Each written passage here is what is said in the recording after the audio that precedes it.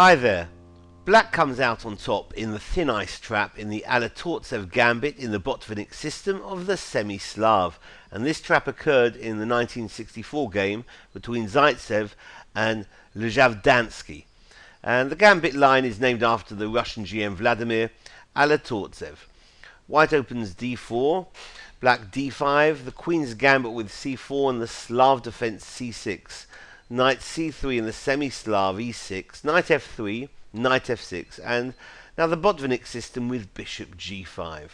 Now black can take on c4, allowing white to get a stronghold in the center with e4.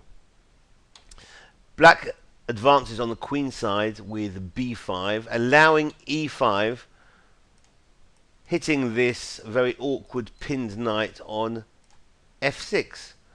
Well, black's going to counter with h6, hitting the bishop. And when the bishop withdraws to h4, g5 ensures that black isn't going to lose a piece.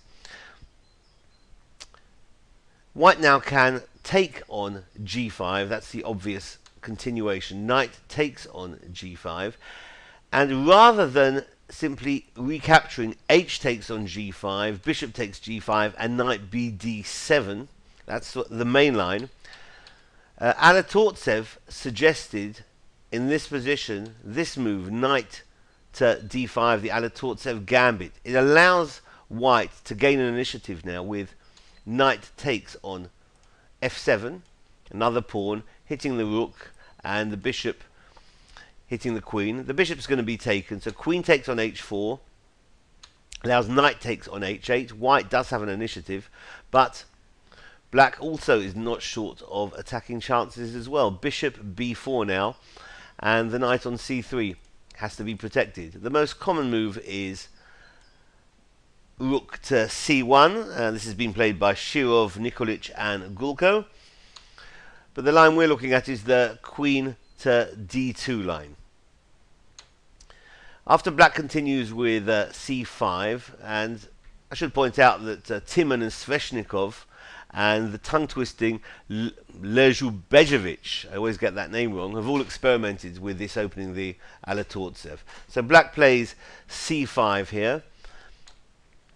After d takes on c5, if white would have tried a3, then black would have continued bishop takes c3, b takes c3, and then the queen's knight comes to c6 with a serious initiative for black.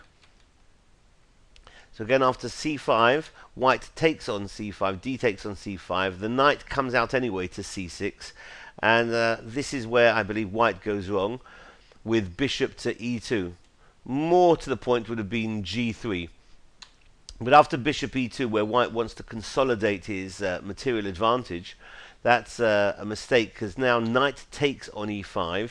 It's still more or less equal, and white could go for long castles, in fact, with around equality, or even c6, giving up that c-pawn, but in so doing inhibiting this bishop on c8 from getting to b7 and wreaking havoc along that long diagonal.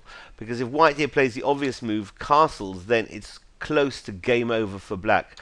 Bishop b7 with a strong initiative, winning initiative in fact for black. If white tries a little tactic, bishop h5 check, giving up the bishop, because after queen takes on h5, white gets a piece back with knight takes on d5. Interesting line by white. The idea being that if bishop takes on d2, then white's going to play knight f6 check, and getting the black queen with advantage for white.